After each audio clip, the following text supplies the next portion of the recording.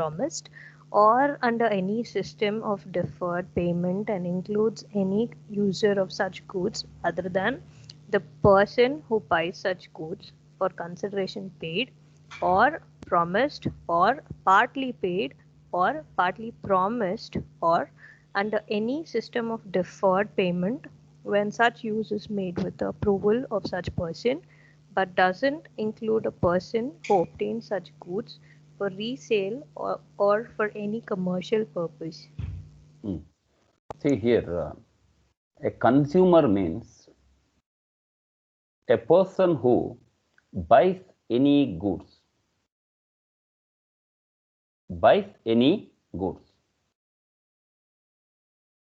a person who purchases any goods becomes a consumer. What exactly the meaning of any goods? It means the goods defined under the Sales of Goods Act. I mean, when I say buys any goods, I would say movable goods. Movable goods. Movable goods. So, any person who purchases any good, it should be for the consideration. It should be for a consideration. What do you mean by consideration? What do you mean by consideration? Consideration means something in return. Something in return. So, a person who purchases any good for a consideration in the sense there should be some consideration or else you will not become a consumer. It means suppose if you receive a good without any consideration. When I say without any consideration, at free of cost, you are not paid anything for that. The amount of consideration is immaterial. It is totally irrelevant. How much you paid? Irrelevant. Whether you paid it or not, that is important. So, if you purchased any good for a consideration, but consideration which has been paid, you already paid the entire amount. Suppose the worth of the good is a 5,000 rupee, let you already paid this 5,000. You can cash and carry, that's it. You paid and take a good, pay and take a good. And promised, you promised to pay. Consideration, you want to pay after some time. You took a good and you promised him that I am going to pay in a next month this your 5,000. So that is also allowed. You promised to pay or partly paid and partly promised. Sometimes out of 5,000 you might have paid 3,000 and rest of 2,000. So you promised him that so I'll pay next month. Or under any system of deferred payment. Deferred payment in the sense, you know that so in installment. So we know that these days everything happens through EMI. Easy monthly installment, EMI.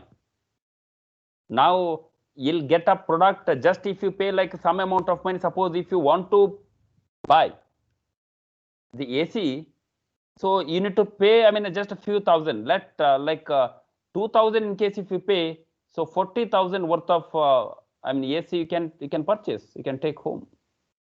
Rest of this amount divided into like some months, let like the 10 months, and accordingly need to pay. So you might have paid 2,500 now, and rest of the amount you're going to pay through EMI.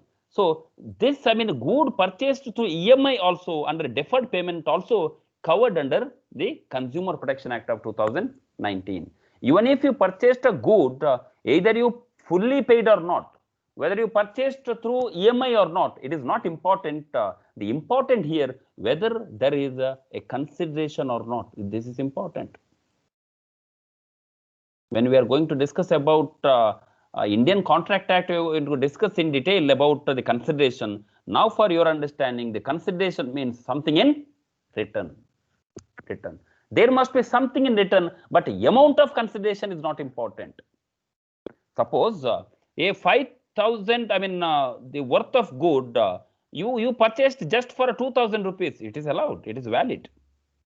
Law presumes that unless and until there is a consideration, or there is a consideration, so you becomes a consumer.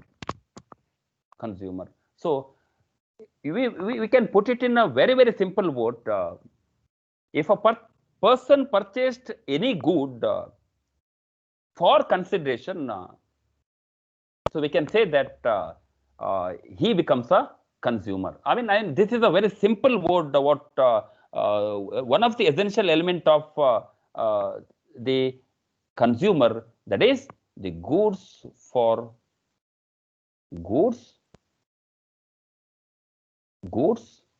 purchased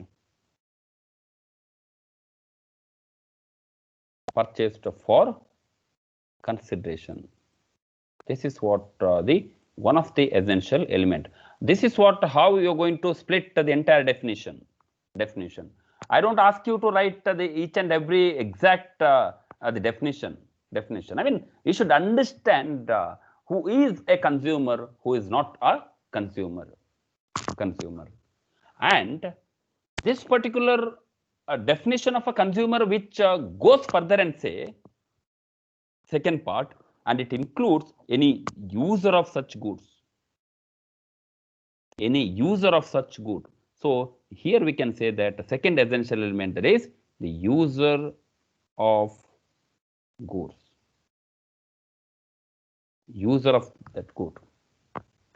Because you have not purchased, but you are the user of the good.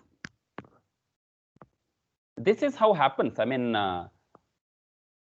Father might have purchased a good, but father is not a user of the good, but the son is a user of the good. Now, whether son can file a case? Yes, under the Consumer Protection, being a consumer, even a son can file a suit being a user of such good. I repeat, here under Consumer Protection Act of 2019, under section 2(7), consumer is not only a person who purchased a good for consideration, but also who uses such good. Now, one of the famous case law, in order to discuss this user of the good, I think the interpretation I told in one of the class, the Donogh versus the Stevenson. Donogh, very famous case, English law. Donogh versus the Stevenson.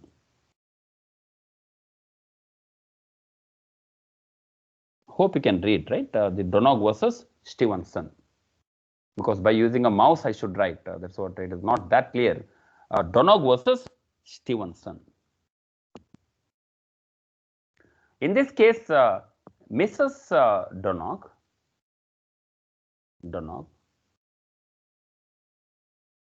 while using a ginger beer,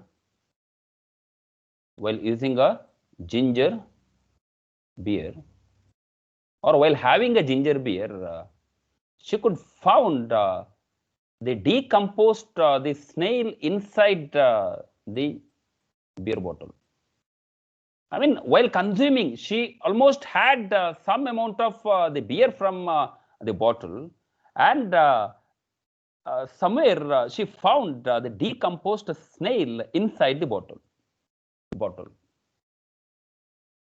Now, like we can say that Mrs.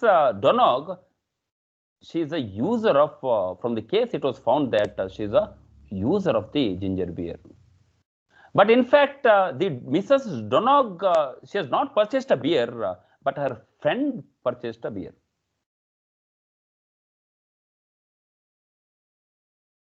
Her friend purchased a beer for Donog. Now question comes, who can file a case? I mean, this particular case happened a few decades back. A question arose, who must file a case, or who is a consumer? Whether Mrs. Donog is a consumer or her friend is a consumer. I mean, naturally, see, whenever if a person sold a goods or give a service, say for example, X availed a service from Y, there is a duty of care. I mean, sufficient amount of care need to be taken. So, duty of care. Sufficient amount of care need to be taken by the seller. But duty of care towards whom? In this case, steward need to, as a seller or a manufacturer, say, he need to take the duty of care towards whom? Towards the Donog or towards her friend? Naturally, the question, I mean, I want to say whether her friend is a consumer or Donog is a consumer. I think from this definition, we can take home that both are consumers, right? Do you agree with me? Like we can call like whether Donog is also a consumer and her friend is also a consumer now? Yes, sir. So, as a consumer, I mean, from the Donog versus Stevenson, we can say that Donog, even though Donog was a user of the good, so Donog is also a consumer under the Consumer Protection Act of 2019. So that's what anybody it may be. So it is not only who purchased a good, but also who uses such a good. Suppose like tomorrow you might have received a gift from your friend. So friend purchased for some consideration, but you are the user of the good. Since you are user of the good, so you can also file a suit under consumer, I mean being a consumer under Consumer Protection Act 2019. How to file a suit, where to file a suit, that we'll discuss in a later part. Now I hope you understood very basic meaning of the first part, that is the consumer. Consumer means who purchased a good or who uses the good. Any questions here? Understood first part? Yes, sir. Yeah. Yes, sir. Okay. See here. Now we'll read it further, and after that I'll come again. The user of such goods. User of such goods. User of such goods. I mean, other than the person who purchased a good, other than the person, because if a X purchased a good and Y uses it, other than the X, Y, I mean, he is a user of the good. User of the good. In case if you get confusion with this definition, so this part you can leave. This part you can leave. User of such good. When such use is made with the approval of such person is one of the requirements. See here. Such use is made with the approval of such person. Suppose in this case, X purchased a good, Y is the user of the good, Y should use this good with an approval of X. Suppose Y uses the good without the approval of X, we cannot say that Y is a consumer. Suppose Y uses the good with the approval of X, now we can say that Y is a consumer. Suppose Y uses the good which is used by Y, which is a stolen one. How can we say that he is a consumer? He is not a consumer. That's what one of them. The intention of the legislator is very, very clear here. So, of course, user of the good also can be called as a consumer, but such usage must be with the approval of purchaser of the good. That's it.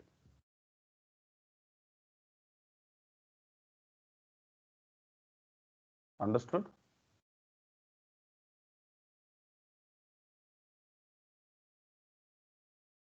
Have you understood or not? Sir, can you please repeat this, sir? Which one? I had a network problem, sir. The last point. Okay. I was explaining the consumer means who bought good, who bought or buys goods for consideration. So this is important, the consideration, because in a shop, in case if you get anything like at a free of cost, you are not a consumer against that product, because we'll get you purchased one product and they'll get suppose like you purchased some product and you'll get some like a shampoo sachet you'll get, but as against this shampoo sachet, whether you are a consumer, you are not a consumer, because you purchased a product, this product, but you purchased product, whether you paid any consideration for this, you are not paid any consideration for this. That's what here first point, you must purchase a product for some consideration, but not only a purchaser of the good, but also the user of the good. This is what the second essential element, user of the good. I was discussing at the end, this usage must be at the approval of purchaser of the good. I mean, user of the good, he must uses this good with an authority or with an approval of the buyer of the good. Without his approval or authorization, in case if he uses the good or against the wish of the purchaser of the good, in case if you use the good, you are not a consumer. Being a user, if you want to become a consumer, if you want to file a suit as a consumer, so you must use this good with an approval of purchaser of the good. That's it. That's it. This is what the one part of this definition. So if you have any questions, please raise. One of the case I want to discuss over here, that is just for your understanding, the Dhanraj versus Sony India and others. Dhanraj versus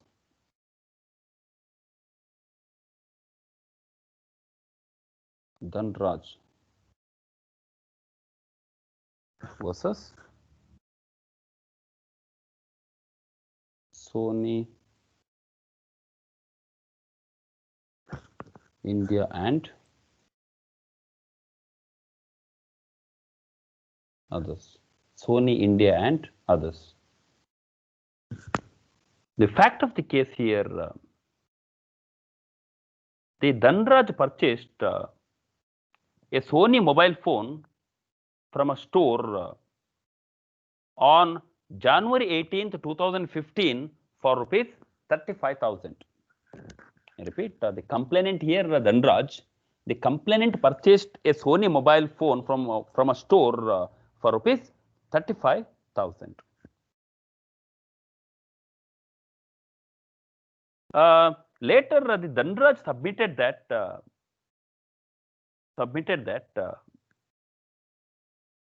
the advertisement given by the mobile making company showed that the handset in question was waterproof.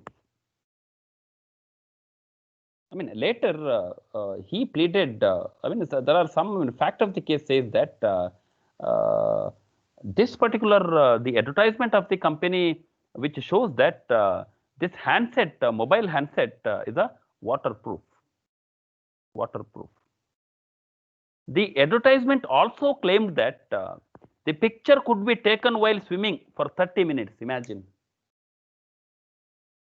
The advertisement also, they went to that extent and said in advertisement, this what during the time of advertisement also, the manufacturer should be very, very careful. They cannot deceive the public or the society. So advertisement showed that the picture could be taken while swimming for 30 minutes. And they went further and said a person can dive up to 1.5 meter provided all ports and covers of the phone are firmly closed. Not only taking a picture, but also they said the owner could dive up to 1.5 meter by holding this mobile phone. Later, I mean, this is what the advertisement of the Sony India and others. This particular handset developed a fault due to rainwater despite its port caps being closed. Dhanraj, he could see some fault in this mobile handset due to rainwater went inside, despite its port cap being closed. Now, being a purchaser of the good, what you'd like to do? Whether you'd like to sue Sony in India and others?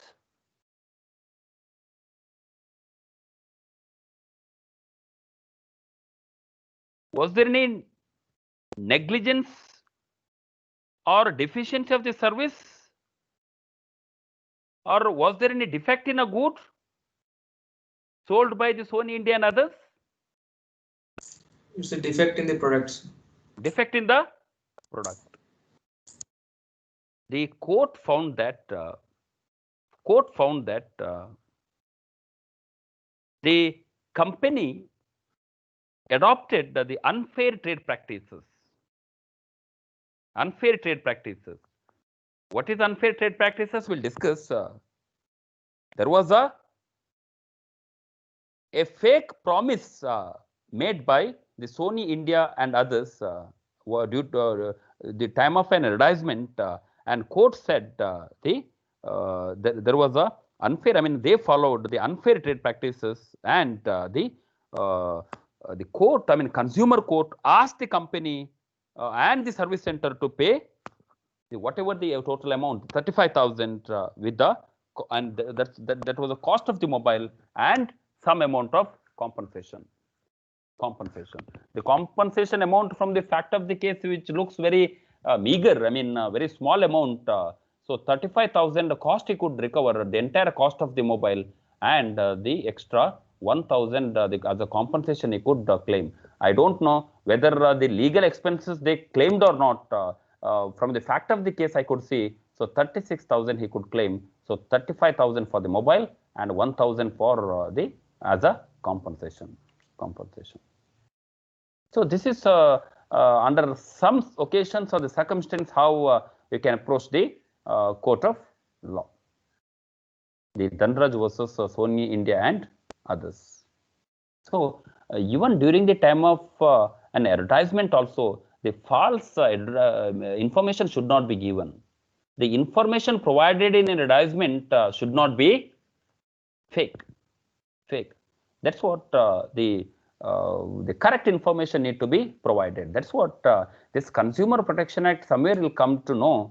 The exact the information need to be given with respect to the quality, purity, standard, each and everything. The exact information need to be given. Whenever you purchase any product, make sure that whether all the information is correct, whether in terms of the quantity, because some occasions, suppose in case if you purchase like a pack of oil, say like 1 liter of oil, so the entire pack may not have the one liter. So that's what, like, make sure that whether information is correctly given. If it is a 1 liter pack, they should write it is a 1 liter, and make sure that whether a particular bottle contains like 1 liter of oil, or say like the water. Says there are some people sell a product more than the MRP price, which is not at all allowed. That's what have a document for each and every purchase. So whatever purchase you made, please have a document. And we'll continue further. I think like you understood the first part, the buyer of the good. We can say that he's a consumer. Or else user of the good, In case if he uses the good with an approval of the purchaser, we can say that he is also a consumer. But very interestingly, so they used one word at the end, that is, a consumer does not include a person who obtains such good for resale. Please note it down, or for any commercial purpose. Suppose if you purchased 100 sets of mobile, a retailer purchased 100 sets of mobile for the resale purpose. The very purpose of purchasing this 100 set in order to do some commercial business, in order to do some business or in order to make some money. This is the case. Whoever say let X purchased a good of like 100 sets of mobile. Now X is not a consumer. Please note it down.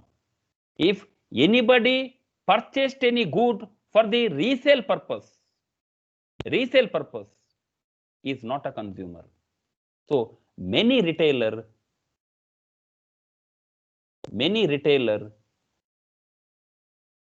or his purchase won't cover under the Consumer Protection Act of 2019.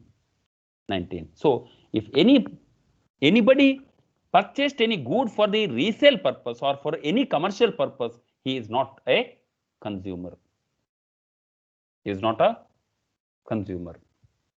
That's what. If a person purchased a computer or the laptop in order to do some business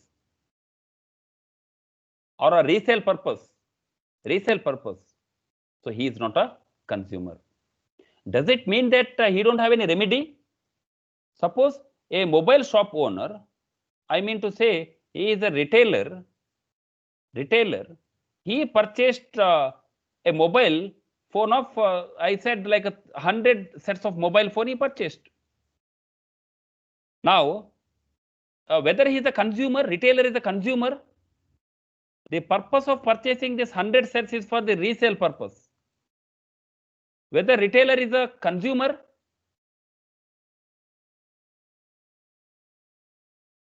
No, sir. retailer is not a consumer. Why is not a consumer? Because he's not purchasing for consuming the product. He's not using the product himself. Exactly, because He is not the end user, sir. he purchased just for the resale purpose or to make some amount of money. So what does it mean? Whether in case if there is any mistake or anything happens to the retailer, where he need to go now, where he can file a suit? Whether can he go to the consumer court as a consumer? He cannot, because he is not a consumer. Now he can go to any civil court. Please keep it in mind. Since he is not a consumer, it doesn't mean that he don't have any remedy. Of course, in case if there is any violation of the contract between a retailer and a manufacturer, because the manufacturer might have supplied to the retailer, if anything happens, of course, retailer can go to the civil court to claim for any compensation. But of course, retailer or whoever who purchased the good for the resale purpose are excluded from the definition of the section 2.7, a consumer. Consumer court they cannot approach, because he is not a consumer. That's it. So any questions?